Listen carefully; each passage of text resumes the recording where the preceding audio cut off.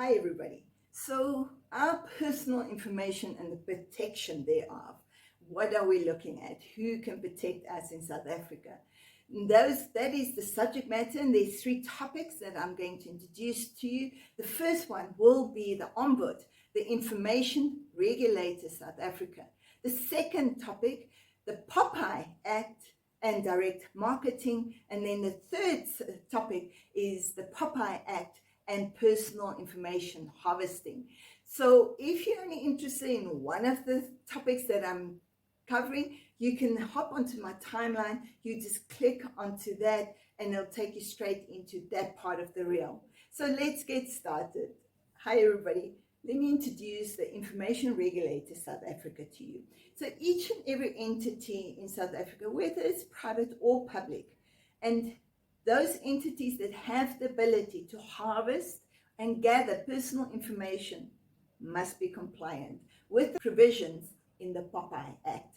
There could be significant consequences should there be non-compliance.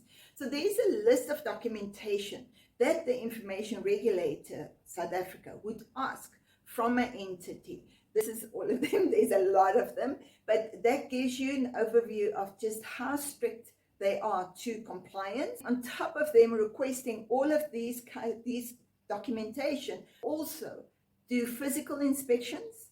They will review all the documentation and interview staff or personnel to ensure that business is compliant. There are three different legislations that guides the information regulator that they use to assess any complaint. The first one would be the POPI Act, as you know, the Protection of Personal Information. There's the Promotion of Access to Information Act. And the third one is the Cyber Crime Act. You can lodge a complaint on their website. You can also email them. Hi everybody, we're looking at the POPI Act and direct marketing. Section 69 of the POPI Act prohibits any direct marketer from using any type of electronic communication unless you, as a South African citizen or as what they term a data subject, have given your consent. Electronic communications definition, it's emails, SMSs, or any automated calling devices.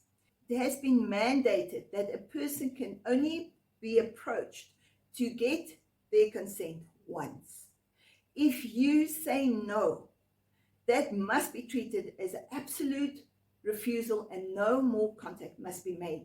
However, the information regulator has observed that direct marketers are not adhering to this mandate, and they are continuing to phone and actually spam the public with their phone calls.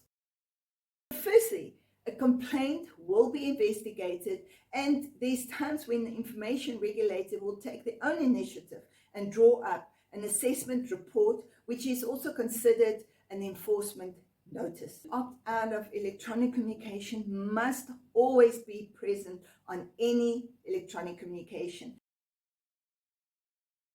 Hi everybody, we're looking at the POPI Act and personal information harvesting. So what do I mean when I say personal information harvesting?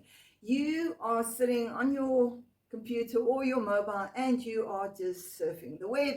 You go into these websites of different companies.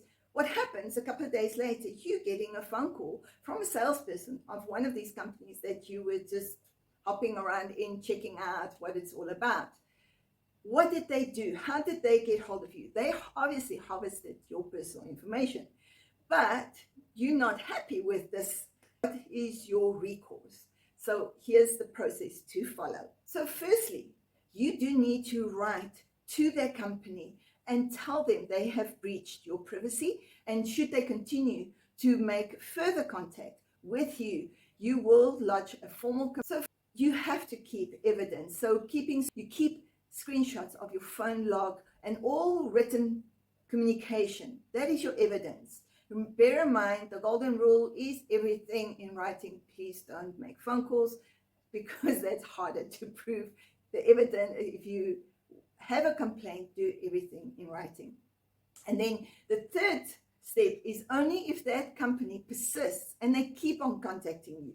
That is when you lodge a formal complaint with the information regulator. Best of luck.